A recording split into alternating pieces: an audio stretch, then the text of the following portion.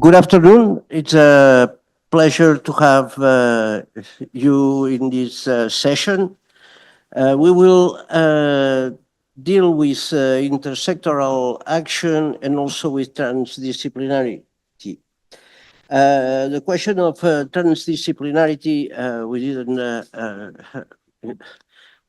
discuss a lot this morning. To me, at least in my field of health inequities, we are not yet at the level of transdisciplinarity because we don't have our own discipline with our own methods, terminology.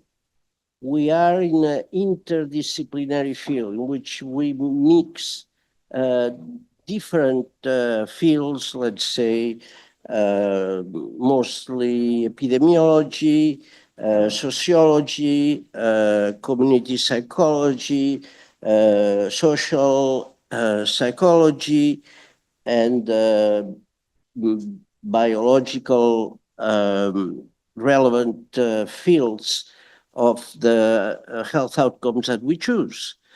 And sometimes also political science, economics, and cultural studies, or everything related to knowledge. So it seems that we work sometimes in parallel, like with multidisciplinarity. Sometimes we bridge and integrate, as in interdisciplinarity. But in my own perspective, we haven't reached the level of transdisciplinarity. I'll give you two examples of why this might be difficult. Sociologists are very open to many types of theories, but on the other hand, they are very closed to allow non-sociologists to publish in their journals. Public health is extremely open to having all kinds of disciplines published in their journals, even with their disciplines, which favor the development of interdisciplinarity. But on the other hand,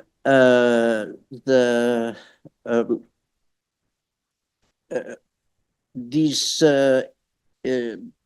effort to construct a new discipline doesn't occur within public health. So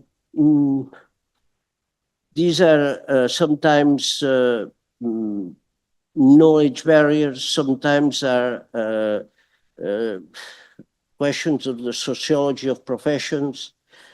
I haven't seen studies that would try to explain this state of affairs. There are studies about patterns of publications, where in some sense they are linked to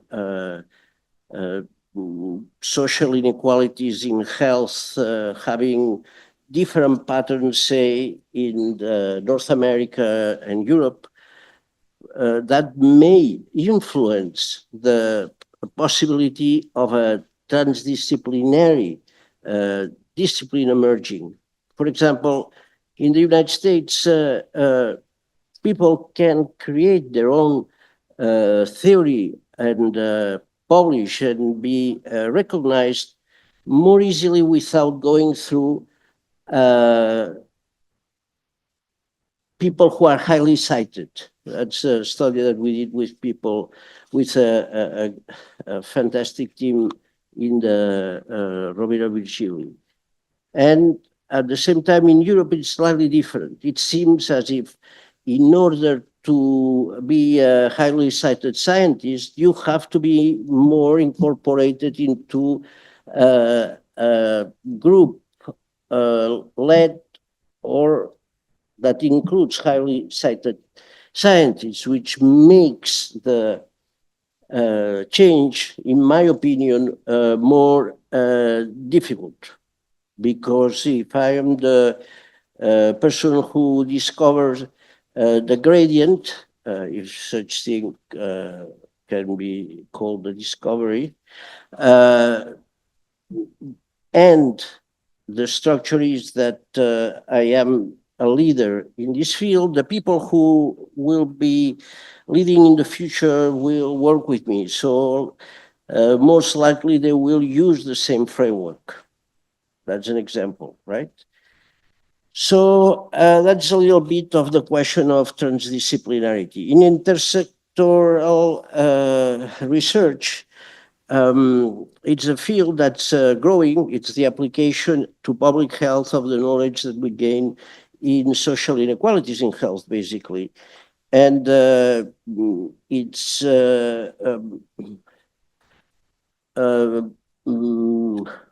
weight into the discipline is still very small compared to descriptive studies, which is what is most common in the literature. There are, I don't know, there are probably, I remember a study in Bristol about 20 years ago, maybe. There is probably something newer, but the proportion of applied research on social inequalities in health was about 1% of the articles published. And that is, of course, unacceptable. I'm sure that in zoology there are examples that are more balanced. But not only that, in my opinion, many of the descriptive studies in our field of social inequalities in health do not have a clear relationship with policy.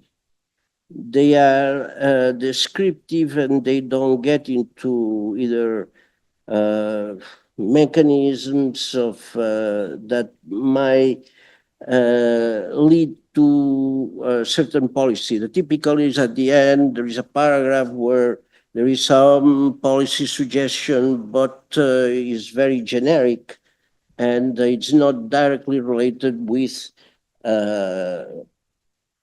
the findings of the study. For example, income inequality is related to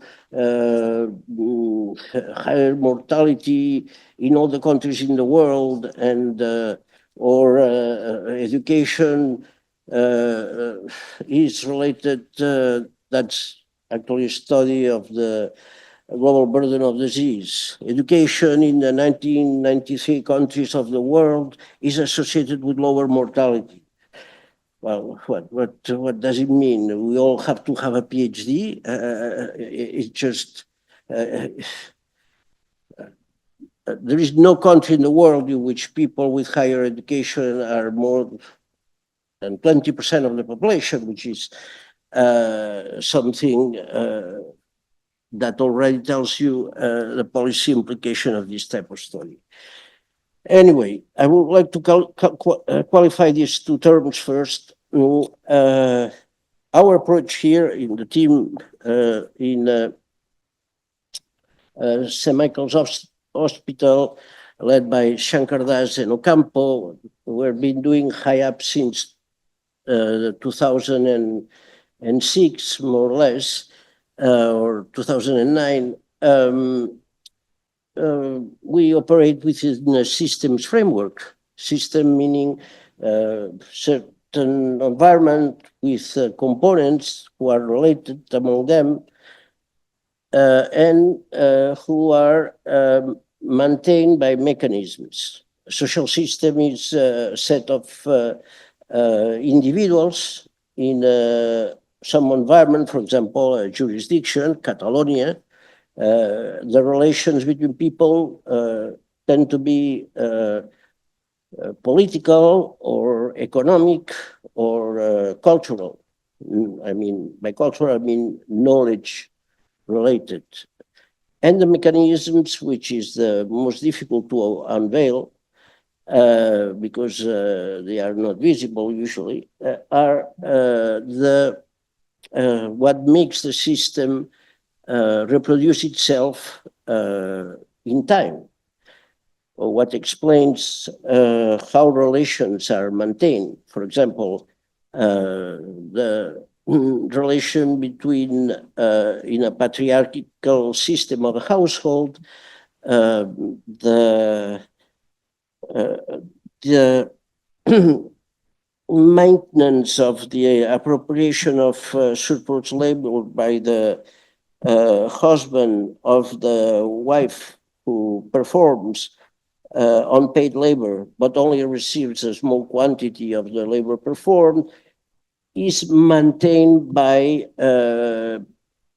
patriarchal dominance, with elements that go from ideology to physical and legal means. That's just an example. We have different levels in HIAP, which is from the individual to organizational, institutional, like a labor market, organizational, like a firm, and also jurisdictional that may apply to any different level. We advocate, after comparing countries in several studies around the world, which led to some generalities in the implementation of HIAP, such as issues such as win-win or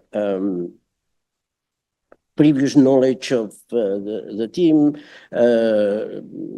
contact that's frequent, learning a common language, etc., to the local level, where we saw that more work was being done, since municipalities, at least in places like Canada, have many attributions over social relations that produce inequalities, including the educational, the housing, the social environment, income, employment, and other aspects of the community, such as health and social services. To finish this short presentation, and before going into our distinguished panel, I would like to summarize the advocacy for the use of a systems framework in HIAP. It facilitates the implementation study of the HIAP implementation process. Also, it approaches, it helps with complex interventions, which are in itself social systems. It deals with the hierarchical organization of systems and subsystems, and it builds on previous work in HIAP, just as such as our own use of realist methods, comparing international case studies. You can see in the papers by Shankar Das and Ocampo. If you look at this literature, you'll find plenty of work on these themes that I don't have time to summarize for you. This is just an example at the municipal level. I won't go in detail, but you can see that there are different units or that are supra-individual, that have relations among them, and that we are looking with our analysis to explain the mechanisms that to identify the mechanisms that explain the relationship between these elements that municipal and extra-municipal that participate in the implementation of HIAP at different levels, like federal government, provincial government, and then municipal level, these two big boxes, which is the focus of our interest. So that being said, let me pass to the description of our distinguished panel that will answer the questions that were distributed previously and that I will read to remind you of their content. And first we have Anne Gilmore, who is professor of public health at the University of Bath, beautiful city, actually. She leads the Tobacco Control Research Group and co-leads the Center of the 20th Century Public Health. A public health physician with an MSc and a PhD from the London School of Hygiene in Tropical Medicine, an historical respected institution. She's an international leader in research on the commercial determinants of health, particularly the corporate influence on policy, public health, and science. Gilmore's work has informed an international portrait of influence on how policy, public health, how industries, notably the tobacco industry, undermine public health through price strategies, misinformation, and policy manipulation. She has led studies on industries' tactics, evaluation of public health programs, and also broad health implications of economic and political shifts. Her work informs national and international policy. She also collaborates with intergovernmental organizations such as the WHO and the World Bank. No, that's dangerous. Providing evidence to governments and international committees to inform policy as a measure to protect health from commodification. Next, we have Anna Gkiouleka, and she's also a multidisciplinary social scientist specializing in health inequalities, health policy, and healthcare services. She's currently the Associate Director for Research at the Health Equity Evidence Centre at Queen Mary University of London, where she leads initiatives that content research with equity-driven solutions for healthcare systems. In the summer of 25, she will join the University of Strathclyde in Glasgow as a researcher at the newly established Centre, ESRC, Centre for Life Scores Health Equity, also known as Equalized. And Anna's work focuses on the structural and intersectional drivers of health inequalities, such as socioeconomic position, gender, and migration. Oh, thank you for using socioeconomic position. When I lead SCS, I have a micro heart attack. Through a focus on power relations, great. She investigates how institutional practices and cultures within systems reproduce patterns of inequalities in health and healthcare. And finally, we have Stefanie Carignan.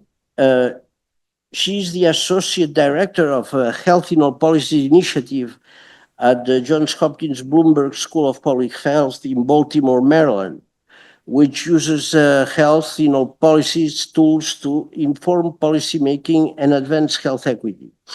Curiously, that's where my partner started to do that type of research before we escaped to Toronto. Sorry, I won't go into that.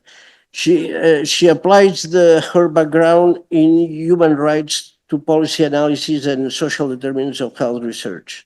At the Johns Hopkins and in a previous role at the Pew Charitable Trust, she helped to develop and pilot legislative and judicial health roles, health notes, innovative research tools that will help legislations and other decision makers understand the health effects of legislative and judicial decisions relating to topics beyond healthcare. That's very interesting, as I myself try to teach briefing notes and instruments of that kind. So we have a very distinguished panel and very appropriate for the questions, which I will read the first one, and you'll be able to answer. And the public, I expect, will be engaged into comment on the answer to the question. So the first question should be, unless I left it in that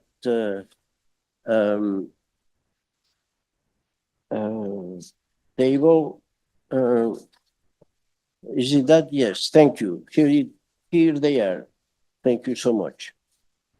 Very nice. What are the main barriers that continue to limit transdisciplinary and intersectoral collaboration and its impact on the eco-social determinants of health inequities? And Nancy Krieger would be happy. Eco-social determinants of health inequalities. What strategies could be implemented to overcome these barriers in practice? This is the first question, so the floor is yours.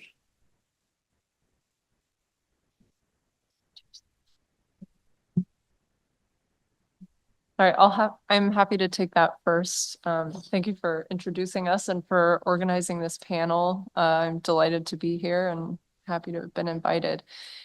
I think that I'll just start with two basic barriers. I would love to hear some effective strategies from my esteemed co-panelists up here, but two of the barriers that we've seen repeatedly are one was referenced in a lot of the discussion this morning, culture. I think speaking from a US perspective, so much of our government functions are very narrowly siloed.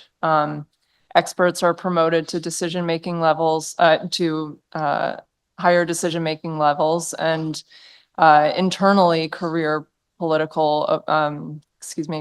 agency folks tend to develop that highly specialized expertise, and therefore it's not necessarily within the culture to address complex problems by collaborating with folks outside of your agency. But I would say also from the logistical perspective, I don't know if you all have been following what's going on in the US right now, but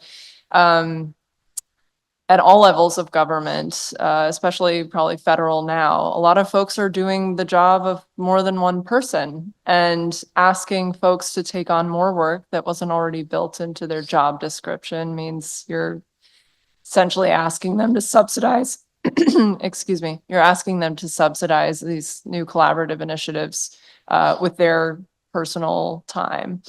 Which many people are happy to do, and there are many true believers out there, certainly. But I think this would take me to my strategy piece. The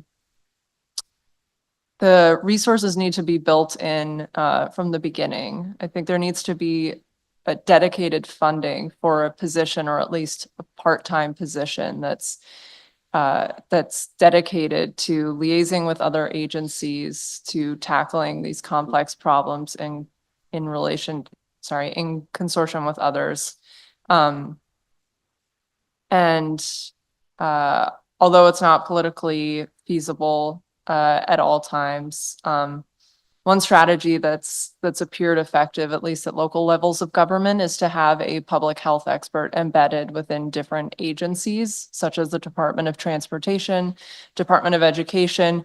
It's their specific job to attend all transportation or education meetings and make sure that public health is being included in those conversations and decisions.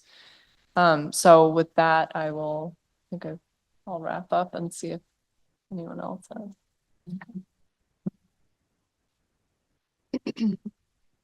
Thank you so much. So I see myself as a sort of relative newcomer, if you like, to the social determinants of health or the sort of commercial aspects of the social determinants. And my background more is working in tobacco control and then bits in sort of food and alcohol. And it's quite useful, I think, to reflect back on those, because actually when you work in those silos, and we touched earlier how those silos can be problematic, but they can also be really good, because within those silos, actually, it was incredibly easy to build relationships because you share a sort of a common purpose and a vision and a culture to some extent.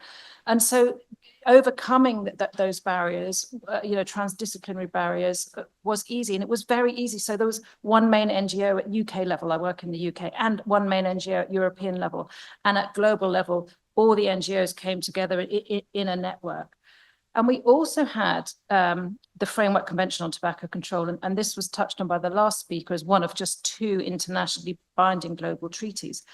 But that also meant that all of us would meet regularly. And again, that builds trust. And the reason I'm reflecting on this is that then when I move into trying to address these much wider determinants, it's so much harder. Who are the NGOs? I need to work with human rights NGOs, environmental NGOs. It's incredibly difficult. I need to work with a much wider group of researchers. And as I've started to do that, these cultural barriers have become really quite obvious. And some of those we can perhaps draw on later. I won't get into them in detail, but some very different approaches, both in sort of critical approaches, but also in day-to-day practices around whether, we address and out conflicts of interest, for example. So I think it is a far more difficult space. But there are lessons like, and this is why I think this meeting and perhaps the longer purpose of this is really interesting, because by having the Conference of the Party meetings, we had a regular, place to convene. And I think that can be really useful. And right now in the UK, we've been reflecting that I've got a new project that, again, brings together different academics, but also a couple of different NGOs, and then an organization working with local governments. And what we've realized is we have to strategize, because if we don't have a sort of vision of what we're trying to achieve together, everything is so ad hoc. And I've noticed that end up then, and this is around these wider determinants of health, so many different conversations about what are we asking for? And people having that conversation again and again and again. We don't have the time for that. So we have to strategize, and we have to have a sort of vision that we're coalescing around. And so what we've tried to do is kind of come together with a broad initial vision, using, different people from different sectors, but a small group coming together. And then we're now kind of going to reach out and see if that works. And then we need to try, test, does that messaging work? Who does it? Who are the organizations we need to link with? And break that work into different bits to make it practical, because we have such big agendas here that I've always said to my students, nothing is achieved in isolation. So we have to work together across disciplines and across sectors, and start to find some really practical ways of doing that. So those are my reflections. Hi from me as well. I think what I'd like to share associates with what has been said already and in the morning. I think one of the main barriers is the way we understand health, which is like a cultural thing. It's mostly understood as a biomedical concept. We think about health policy and we think about healthcare policy almost immediately. And then, for example, in my case, I've been working on healthcare services research within a multidisciplinary team. I was the only sociologist. Most of the people were clinical researchers. And we're trying to come up with solutions about reducing health inequalities in a variety of health outcomes. And every time the researchers would say, well, it's about the social determinants. It's about living conditions, where people live, what they eat, all these things. Then we would take this message to the practitioners. They say, yes, but I cannot address that. So there is a gap in how we discuss things, but also there's a gap in how we understand health. We have different viewpoints, and I think it may sound redundant in a time where there's not enough resources and time, but we have to put in the effort and the time to agree that we are talking about the same thing. And I also find that, especially when it comes to research in contexts where for example, in the UK, public health is becoming more and more focused on monitoring and data and behavioral change. So we have a lot of behavioral sciences, how we can make people follow a healthy lifestyle. And also the funding streams go along this way. So when we say we have to work together, we also have to acknowledge that we come from disciplines that they are not equally respected and equally funded. And especially when we try to engage people who are not in the academia, we have to make sure that within the governance structures and within the funding, there are resources for these people. My experience is that we say, okay, we'll work with a few community representatives. We have one organization helping us. We tick the box. There's no money for them. There's no planning about their capacity development. And also for the people, the researchers who want to do the right thing, they are not even themselves, they are not paid to do the right thing. So I think a barrier is that we do not acknowledge that we come from different positions, and this creates tension. So we have to address them in order to go forward. Yeah, that was my. Can I build on that? Because I think what you're saying is incredibly important. And I think we tend to think of the micro problems, like, the language and the culture that differ between individuals. But actually, just as in the determinants of health, there are these very structural barriers. And one of the structural barriers is the way that science is funded and structured.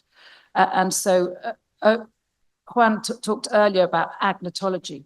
But, a massive barrier here, I think, is funding of science. We know within OECD countries, the data is really clear that private sector funding of science is going up like this, while public sector funding of science is stagnating.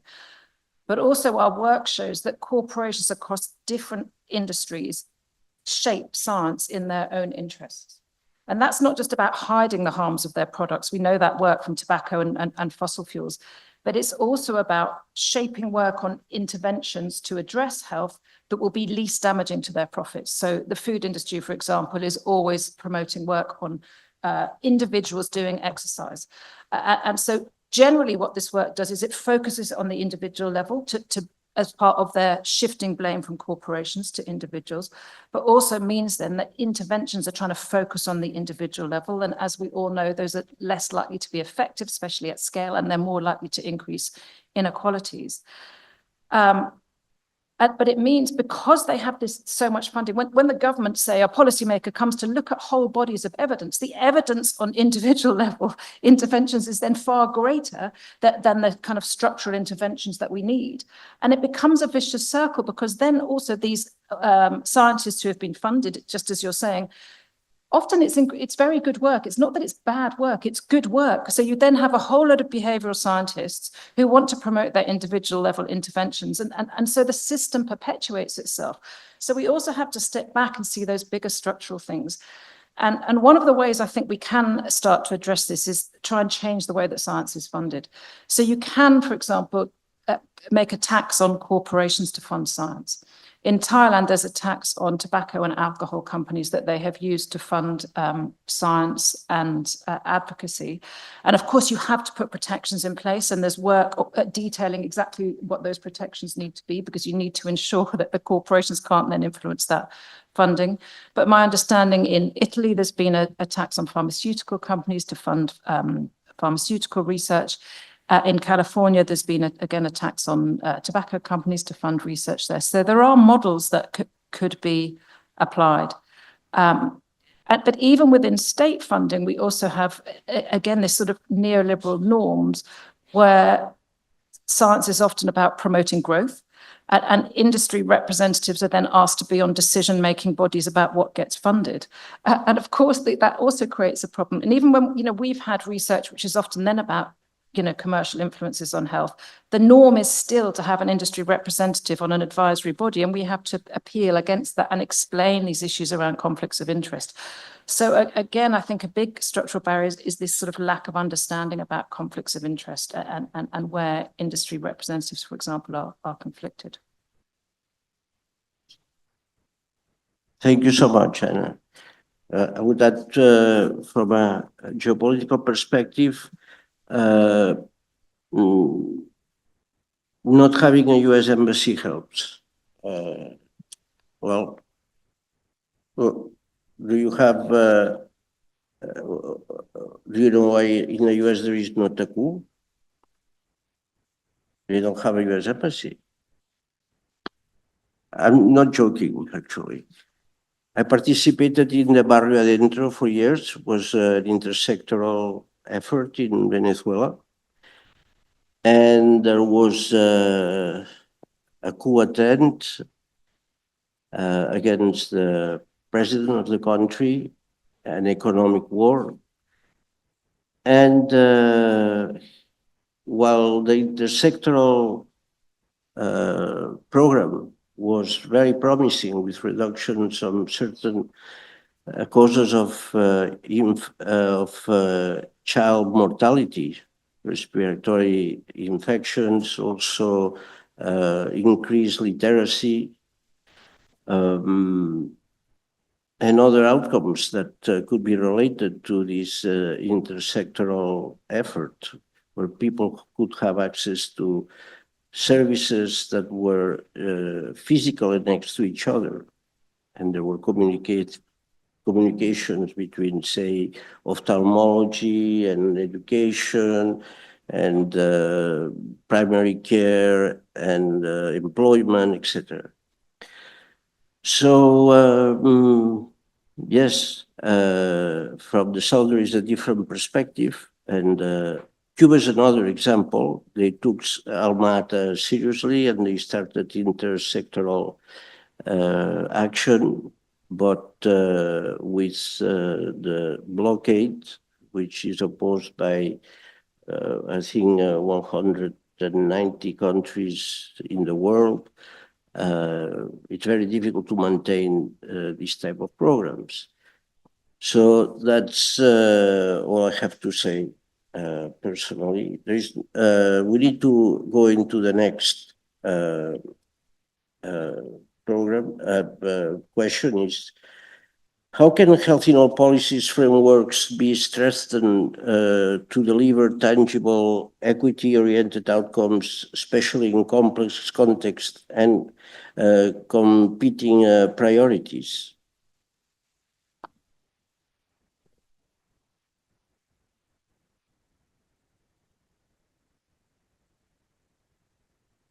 Sure. I think one way to start is identifying areas of alignment between different sectors or stakeholders' priorities. This kind of links back to what we were just talking about, but in Anna Gilmore's example, working on a specific measurable problem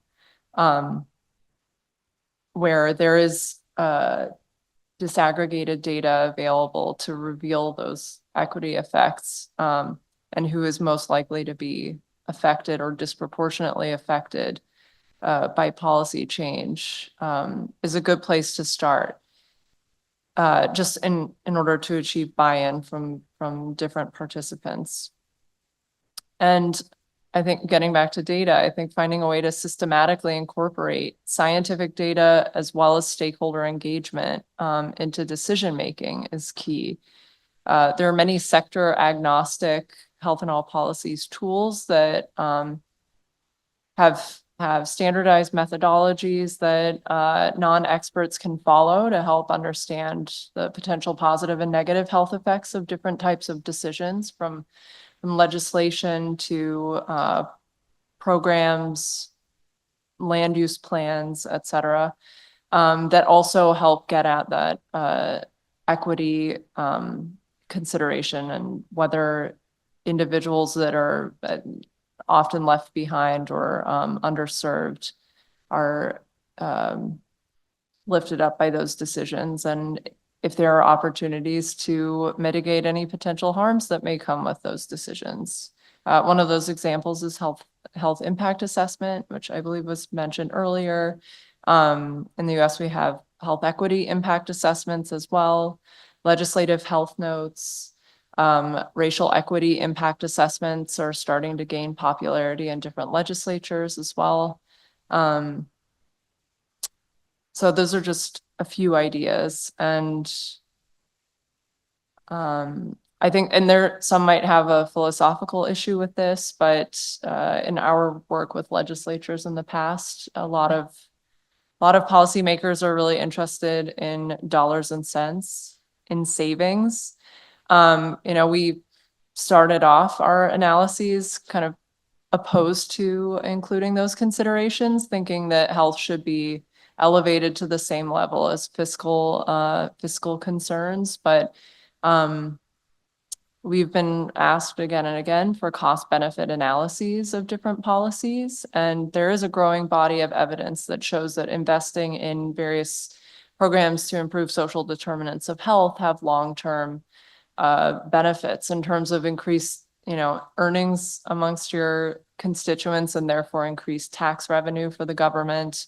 Also, in other cases, maybe savings for your emergency medical services or even criminal justice system by reducing criminal justice system involvement. So that's a tricky balance to play, and that I think that's up to you, but that's just a request that we've heard a lot. I think if you can make something make financial sense, and more folks might be interested in hearing what you have to say, even if you're not necessarily on the same side of the political spectrum.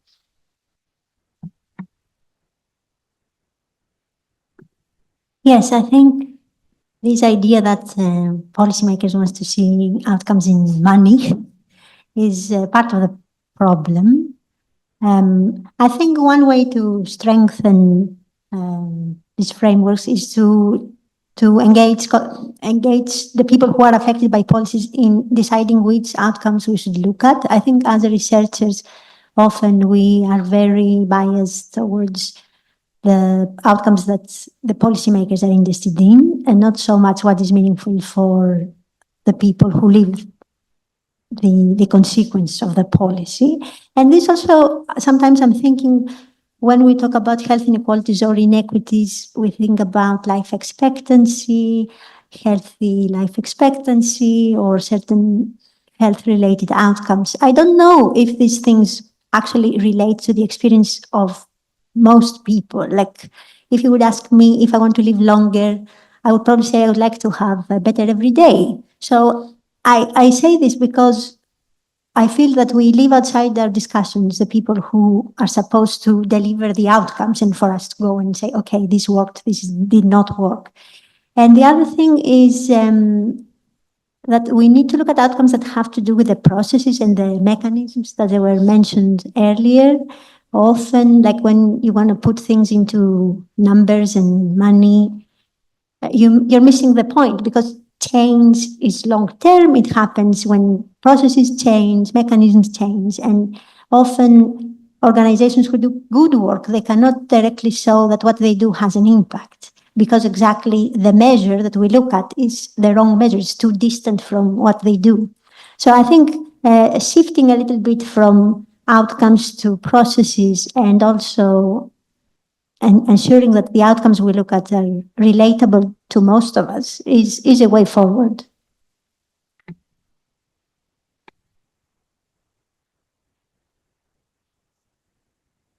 So the question was how can we strengthen frameworks? But I want to actually take a different approach here, because my experience of frameworks and guidelines is they work where you have commitment. So a health and all policies framework might work in the Ministry of Health, but getting commitment outside those ministries is difficult, especially where there are competing priorities. And I would argue, just as we've been hearing, that right now, even getting health policies is difficult, because policies are being assessed as to their economic impacts, their impacts on growth. And an industry can use that to push back, and do use that all the time to push back against policies. And we know that globally, NCD policies, are not progressing well. And in relation to health harming industries, actually policies are going backwards. So my conclusion is, rather than more or better frameworks, is actually we need to push really for what I see as the most structural intervention we can do here to improve health and equity. And I think that is change, and this is up for debate, but this is my opinion, is to change the political and economic model. We need to move away from our current system of neoliberal capitalism. And actually, I think we are seeing movement here. So there is more and more interest in different economic models. And I think the well-being model, although it means different things to different people and is being used differently in different places and measured differently, it is a way forward here, and one in which there is starting to be traction. And once you have that as your sort of guiding purpose for your society, for your economy, you're making decisions under a very different framework. So right now, if your government's primary purpose, like ours, growth, you're making every policy decision under that parameter. But if your primary remit becomes well-being, you make different decisions. So let me give you an example. In Wales, there is the Wellbeing of Future Generations Act. And so that means now that policies have to be assessed as to their impacts into the future on future generations and on sustainability. And there are 7 criteria under which policies have to be assessed, and those include well-being and they include equity. And that means, at least in theory, that different policy decisions will be made. And so arguably, therefore, you're building health into every policy decision rather than having to have a health in all policies framework. So it's a sort of top-down rather than a bottom-up approach. So that is what I think we should be striving for, personally. But the other thing I think we can do more effectively is that when we evaluate policies, particularly, say, health and environmental policies, we shouldn't just evaluate their impacts on health. We should evaluate their wider impacts, including on the economy, on the costs that have been saved, on whether workers have time off work, for example. So I have a colleague who recently evaluated the low emission zone in London. So this is reductions on car use in London, and obviously showed reduced pollution, but improved health, improved mental health, improved well-being, but also reduced absenteeism at work and huge cost savings. And as soon as you start to show these health interventions have these broader effects, you're actually sort of doing health in all policies backwards, I think, because you're getting all these, hopefully getting these messages to go, these interventions are actually really important. And so I think we're missing a trick in not doing those wider evaluations. Thank you so much, Anna. I would bring a suggestion to governments like the Catalan governments that initiate kind of intersectoral policy program like the PINSAP to conduct implementation evaluation. And I suggest that you look at the papers of Pablo Galvez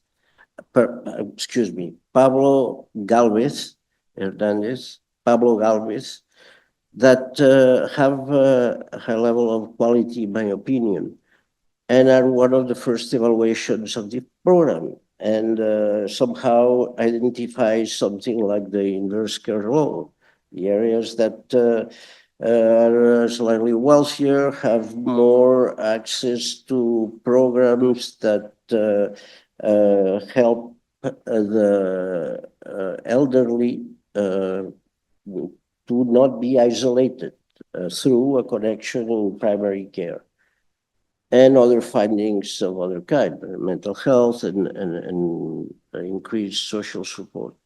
So that's one thing that I'm missing to be up to date with the standards of research that are used, for example, in North America, right? And their frameworks. That's what the government should do, not researchers that are concerned about how well these programs work. So also I wanted to mention and that our economic system is not the best for high up, and the lack of equality in society weights what I call racialized gender capitalism it's a big barrier to implementation to start. For example, I've been marginally connected to a research in Chicago where people who are victims of gunshots do not know or do not have access to legal help to understand, to be the recipients of economic support given the effects of this violence, gun violence on their ability to work. So it's the ER doctors that search and cooperation with lawyers, an intersection action program to make these victims of gun violence aware of their rights and be able to access, which is not easy, compensation from the government. So that's another example. Thank you. Yes, please. Yes, hearing about the system, I was thinking that often it's about the values of the system, because there are many examples where certain policies are cost effective. For example, when we look at the health of ethnic minorities, physical and mental, there is a lot of evidence showing that it's more cost effective to invest in prevention than in hospital care in the UK. They don't do that. And for me, this has to do with the values of the system we are in, and what is allowed, what that everybody should be responsible for their own well-being, and there shouldn't be any support, and a series of individualistic values, and basically the financialization of every concept, more or less. So I find that often the decision makers talk about money, but they use it for their own benefit. They can shift the way they like it. And as researchers, because we're not directly, at least, dependent, we can't challenge, we can't put a bit of an effort to challenge that and say, look, if it's the money the issue, here's the evidence. And we need to be more vocal about it. I agree completely with what you said about individualism. Individualism, I hope, in some not too long future, would be seen as the heliocentrism was in the 15th century. It's a fiction that we are individuals. We are just biological machines that react to other biological machines. There is no individual decision making, or nobody has been able to find any center in the world what independent of any cause that was its antecedent. So all our legal system and worldview is based on this belief. Sometimes was that the Earth was the center of the universe. I hope that science will help change the perception of what it is to be a person, and at the same time to use it to create more equity. It seems that what I'm saying, it's fantasy, but I suggest that you read the book, the latest book by Robert Sapolsky, Determined, and then come back and tell me what you think.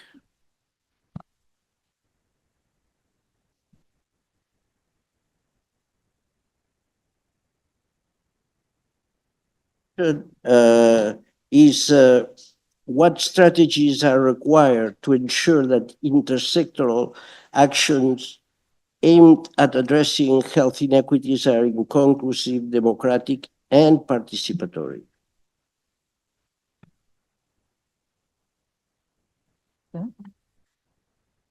So I think you can look at this from the top down and the bottom up. So I'll start with the top down. So I think we need to realize that and I'll talk particularly here about intersectoral policies rather than just actions.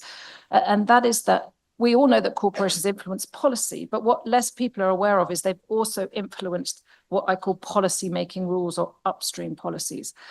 And we know, for example, we've shown that a whole host of different corporations led by tobacco companies, but including fossil fuel companies, chemical companies, and so on, established a system of policy making across the European Union, but also in other places. So in the European Union, it's known as better regulation. And they did it because they wanted to make it harder to pass public health and environmental policies. And this is a system actually we're talking about in the US. I think it's called the Red Tape Reduction Action Plan. I went to Canada and spoke about this, and they said, oh yeah, the car manufacturers pushed for this system here. We have exactly the same system in the UK.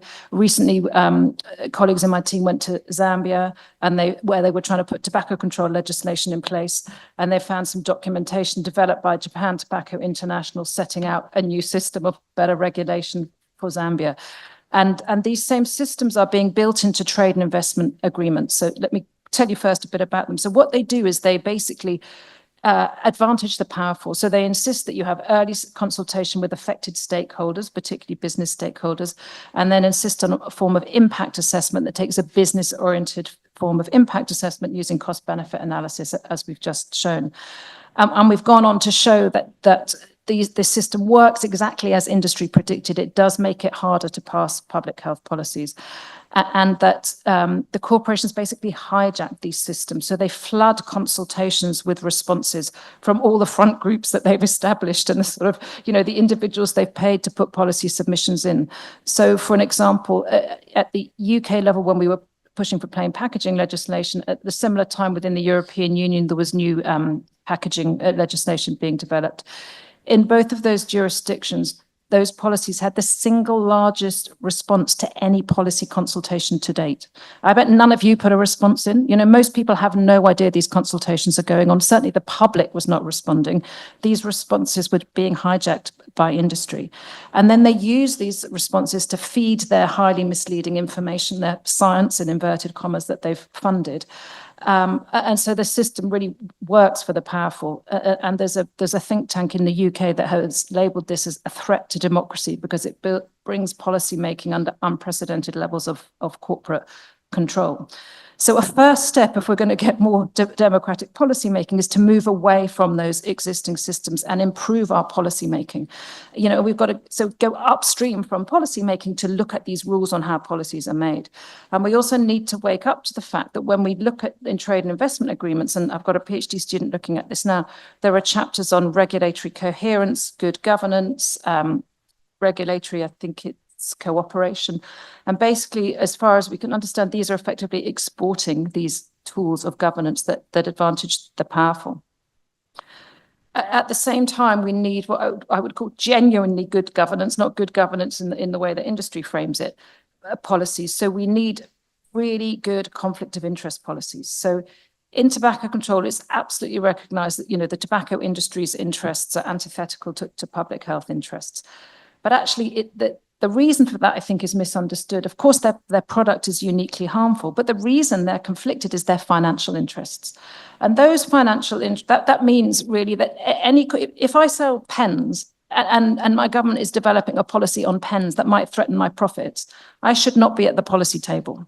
And so that we need that conflict of interest policy across the board. We need to separate policy development from policy implementation. And during the process of policy development, anyone with a conflict of interest should not be at the policy table. It doesn't matter whether your product is harmful or not harmful, you shouldn't be there. Of course, when it comes to policy implementation, the situation might be different because it can be useful at that point to link with industry to figure out how do you get this policy in practice. And we need to recognize the evidence on partnership approaches and multi-stakeholder initiatives. The evidence is really clear. Where there is a conflict of interest, partnership approaches do not work. So please, can we just stop all these multi-stakeholder initiatives around obesity and so on? They, as we were hearing earlier, that there is no evidence for them. There's just a huge waste of time and a huge drain, including of public resources, into those. And at the same time, we need democracy to work, and we need we need to hear the public voice, and I'll leave that to others. But there are a few things we need to look at here as well. We need a functioning media, but we've had a shift in ownership of media to the wealthy and the powerful, and such that the coverage is now way more biased than it used to be historically. We need to regulate social media to stop misinformation and disinformation. And I think that will help to some extent address this individualism, because that is really a corporate framing to a large extent. There are also some interesting ideas about, lower the voting age, make voting mandatory. And in Taiwan, there's an interesting thing. I don't know if people are aware of this, but they've been using technology to enhance public participation in policymaking. And then this emerged actually out of a student protest. But it's continued because one of the people behind not behind the student protest, but played a facilitating role on the tech side, is now the digital minister. So this is Audrey Tang. And they've gone on now to harness technology in democratizing decision-making, not only in sort of using online platforms, but having consultations that involve experts, politicians, and the public, and then harnessing sort of machine learning to try and do sort of deliberative democracy is my understanding. But I think models like that are really worth us looking at. And then we absolutely need to hear the public voice in policymaking, in advocacy, and in research. But I'm sure the others will pick up on that.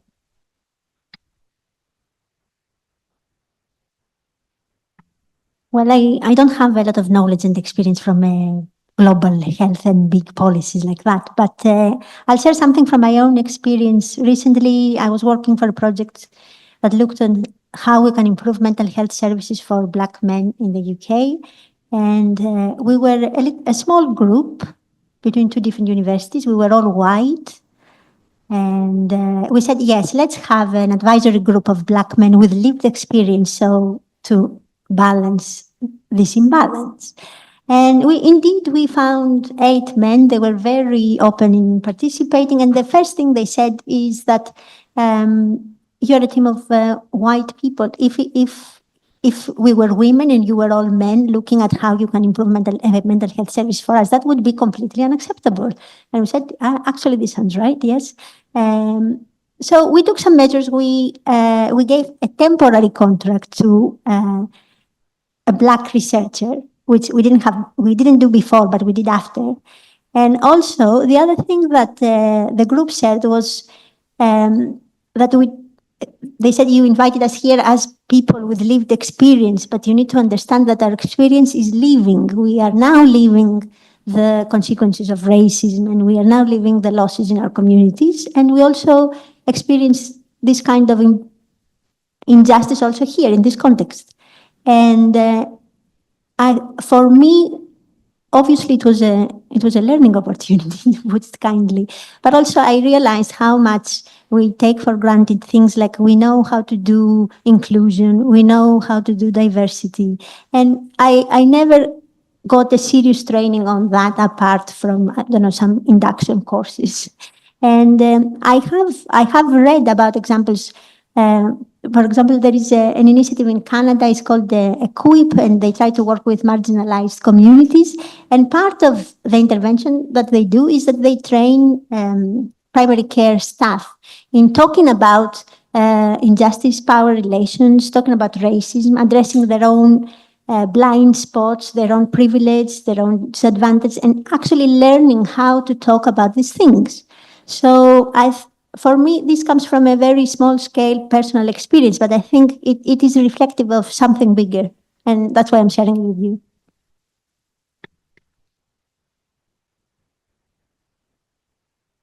Those were great answers and hard to follow, but I'll just, to not be repetitive, I think inclusionary and participatory decision-making is a long, slow process, and to truly be inclusionary, I don't think that technically democratic always aligns with equitable, to be honest, but true inclusionary decision-making involves people before the policy has been drafted, rather than the kind of token consultation process that we often use in the United States. In particular, Indigenous communities are very wary of anyone who's interested in consultation with them. Many of our traditionally oppressed and discriminated against communities are wary of researchers because a lot of research has been done on them, around them, that's been extractive and ultimately has not borne any benefits for them. So I think bringing folks to the table when you're considering a problem to address and asking if that's actually one of their priorities. And this is an issue not only with government, but also with private philanthropy, which may not be as big of a topic here in the EU, but in the US, a lot of community development projects, a lot of organizations and are supported by large philanthropic groups that where a lot of money is concentrated in very, very few hands, many with good intent, but funders also have their own funders. It's a strange chain where money is being passed down, and the funders often have their own objectives, and they say our goal is to maybe build football fields in in XYZ communities because we think this is going to resolve the childhood obesity epidemic or some such thing. And then you get on the ground and you realize it's 101 degrees here, Fahrenheit, 4 months out of the year. Our kids can't be outside. This is not a feasible solution for us. I mean, I'm kind of going off into a very specific example here, but bringing folks in before significant funds have been dispersed. This often conflicts with the policy making, both governmental and philanthropic program timelines, because elected officials are on limited terms. Grant cycles are often too short to establish the kind of trust with the community that you need to be able to actually get at that information that you really need to serve them best. So I'll just say that it's a very slow and time-consuming process, especially because it often takes time to home in on a limited set of priorities, even within a single community. And another thought I'll just add is just very nitty-gritty here, maybe too much in the weeds, but I think eliminating barriers to participation is really critical. People don't think about, we were talking about technology to encourage and facilitate participation in the policy-making process. Actually sharing information where people are. If you want representation of a community, you need to go not only to, your town hall. Most folks, at least in the US, are not visiting their city hall every week and are unaware of a lot of what's happening inside. You need to visit barber shops. You need to visit local religious institutions. Even in a lot of US communities, restaurants are big cultural hubs and gathering places. And you need to involve civic leaders to kind of channel that information down to the folks that you are trying to reach and help involve in the process. And then my final thought is I think it's critical to address the structural causes of inequities. And this is a project that will involve rebuilding. Again, we've talked about the problems with the system that we all currently live and operate in, but to really get at inequity, we've lately been, I think, focused on the symptoms of inequities, looking at, again, the indicators of health outcomes, et cetera, rather than tackling the structures from the ground up.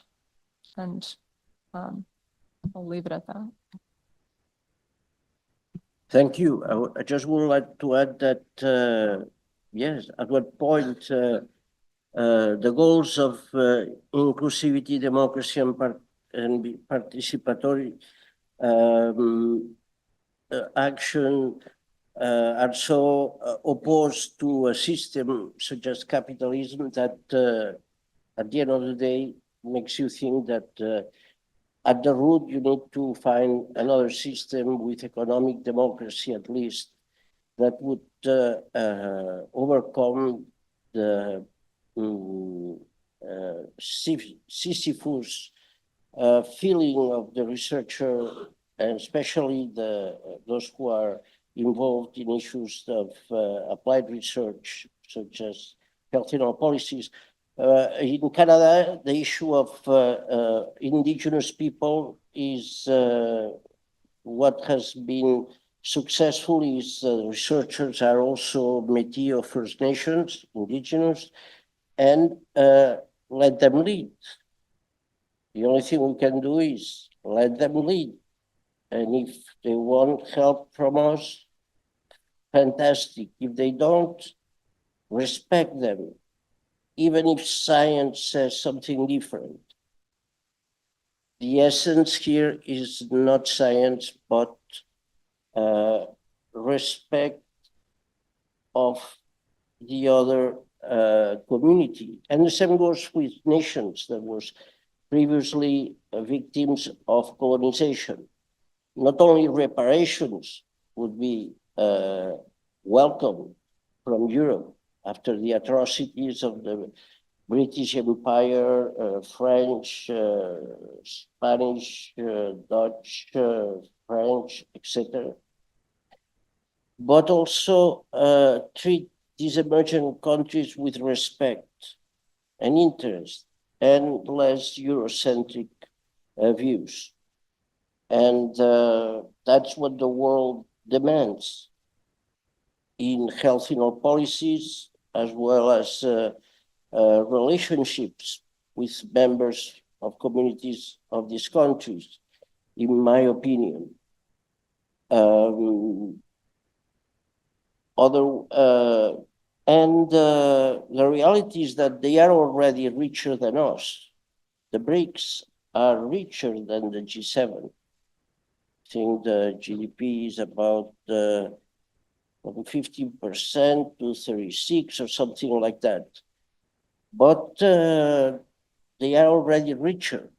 So not per capita, but think about India and China, 40% of the world's population and growing. There is a multipolar world here. We are not the Europeans, are not the leaders of the world. There is a lot to offer. The best quality of life in the world is European. But the reality is that the world is becoming more egalitarian. Conversions between different countries. Of course, unless we kill each other before. So the last two questions, what strategies are required to ensure intersectoral actions aimed at addressing health inequities are inclusive, democratic, and participatory? And could you share an example from your experience that illustrates how cross-sectoral collaboration has contributed to mitigating health inequalities?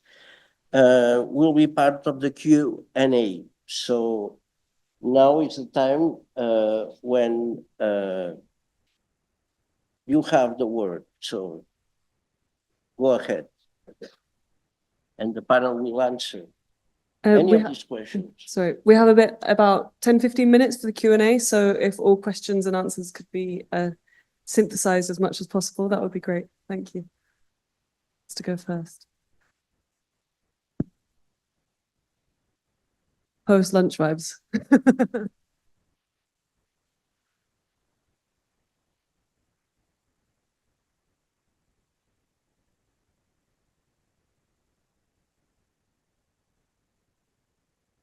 This has been so interesting. Thank you so much.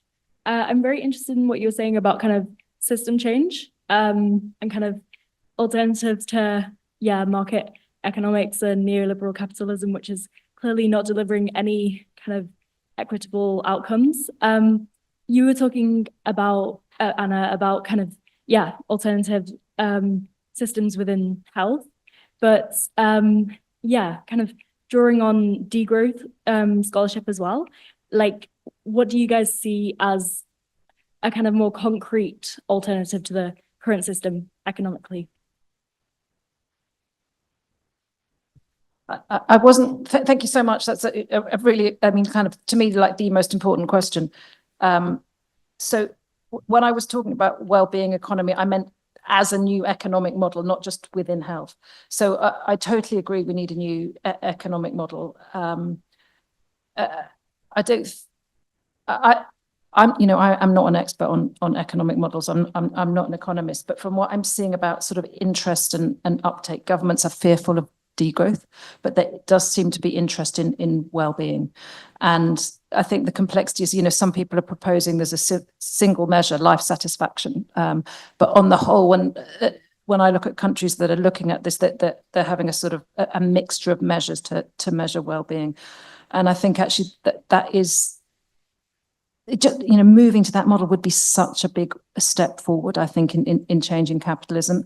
And is it better for, it's a debate. Is it better for us to push for that because the door is a little bit open there than to push for more radical models? But there are, if I look at local governments in the UK where we're currently working, there are some that are trying to adopt well-being and donut approaches, simultaneously, some just going for donuts, some going for well-being, some staying with the current system, others doing a sort of hybrid, mixture of things, just actually using their local procurement power, so the funding they've got in what we call anchor institutions, so local government, the local NHS, local universities, trying to, instead, if they need an accountancy firm, they don't contract one of the big accountancy firms, they contract locally. So you keep your money in the local economy, you support small and medium enterprises. So I think there are lots of ways in which we can start to get this economic change, and we probably have to just push on anything that we can, and then things will start to happen. And my hunch is that change is going to come from that local level, because that's where we're seeing more change. And I just hope that can sort of bubble up until, there is some at national level, but less so, I think, that people start to go, oh, that's interesting, that seems to be working. And people, they're happy. They do, they're the ones that are satisfied, that are happy with their local government. And then if the politicians pick up on that, maybe we can make some progress. We can always be optimistic.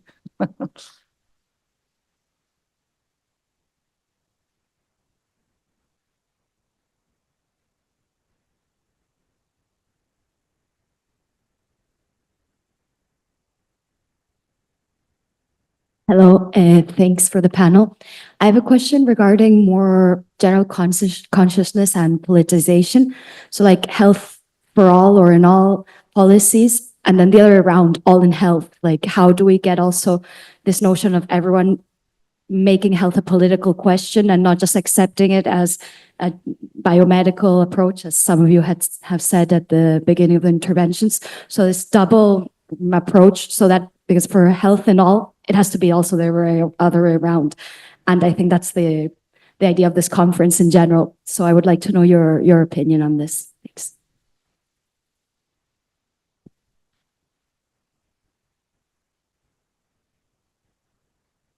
Well, that's a good question. It's a question I have myself. I don't have an answer. But I think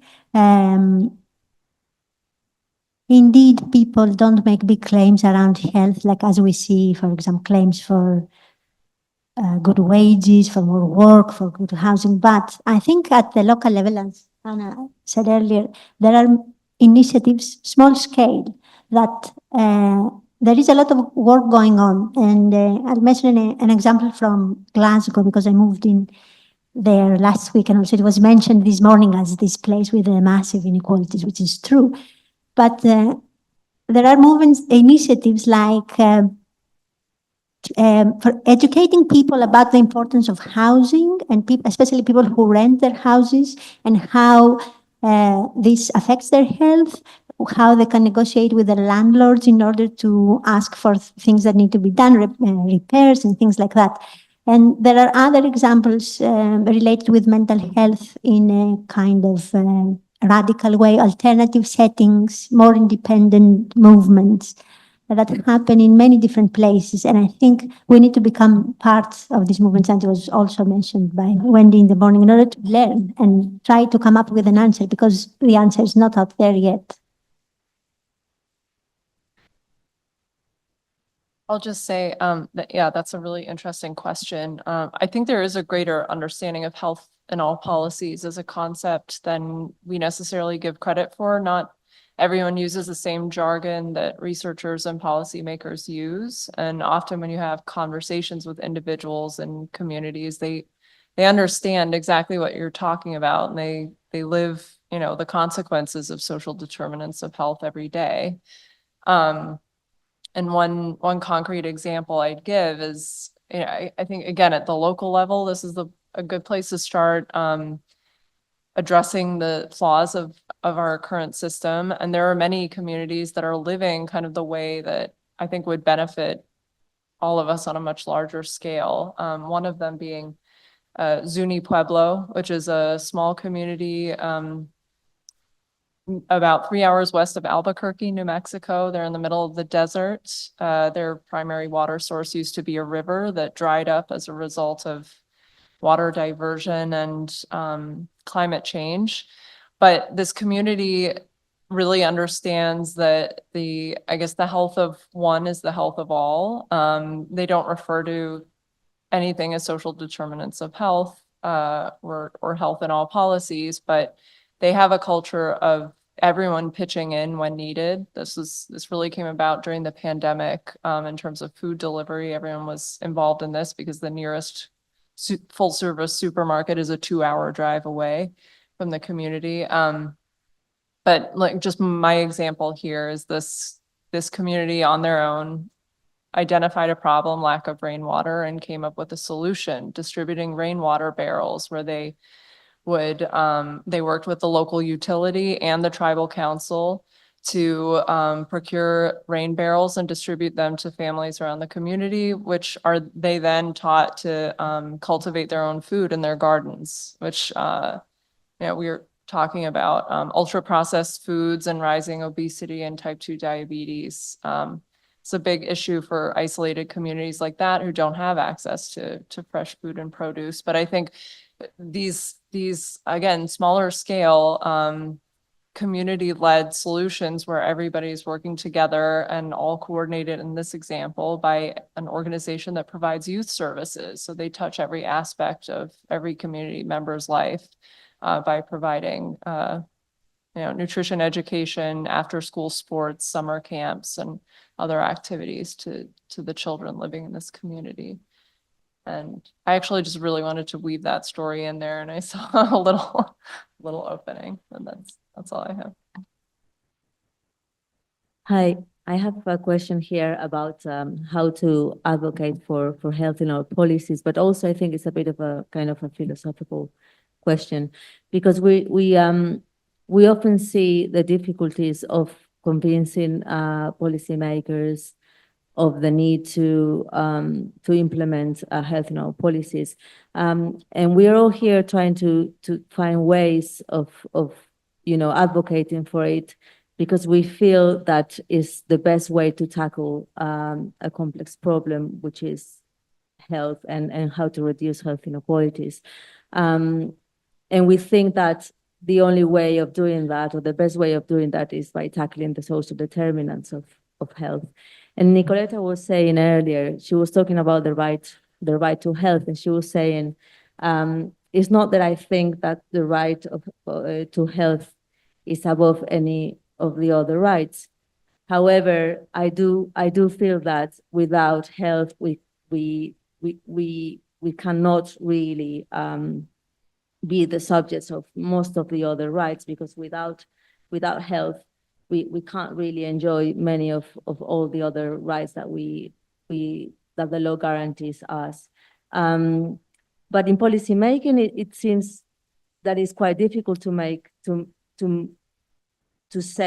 convince all these other sectors that yes, you have to focus on transport, yes, you have to focus on the economy, but the economy should not be an end on its own, right? We focus on the economy because we think it's a means something, right? And for us, all of the people here, it's a means to achieve health, and it's a means to achieve health equity, because without economic equality, we can't really, we're not going to make a lot of progress. So I think changing people's minds regarding this is very important, but at the same time, it's quite challenging. So in your experience, do you think this is mainly a matter of searching technical solutions, or is it more a matter of actually changing people's minds as to what their priorities should be? And I'm talking about also politicians here and people working in public administrations. Thank you. Voice for you. Did she ask you? I mean, Well, I think at the end, chercher la classe. It's a class issue. Which is the most successful country where it started health policies? Finland.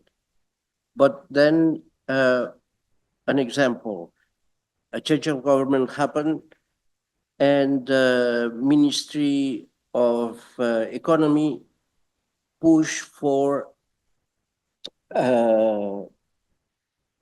favoring cutting taxes to the alcohol business so they could sell cheap alcohol to, I think, Estonia, because they were facing competition from them. And that means cheaper alcohol for the Finnish, against the health policies, tradition by that time, and position of the health ministry. So this is the kind of battle at the end that you face.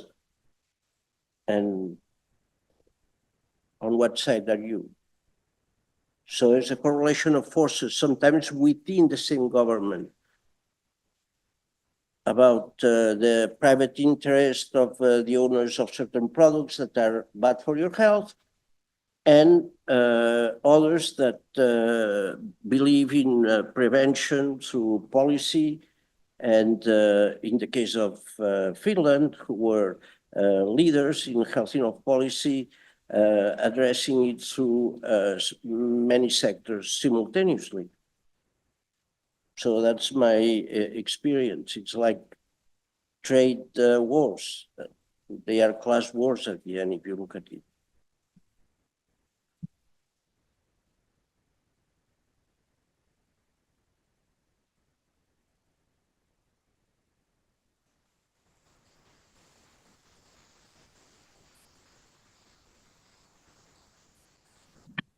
Okay, thank you all so much for the panel.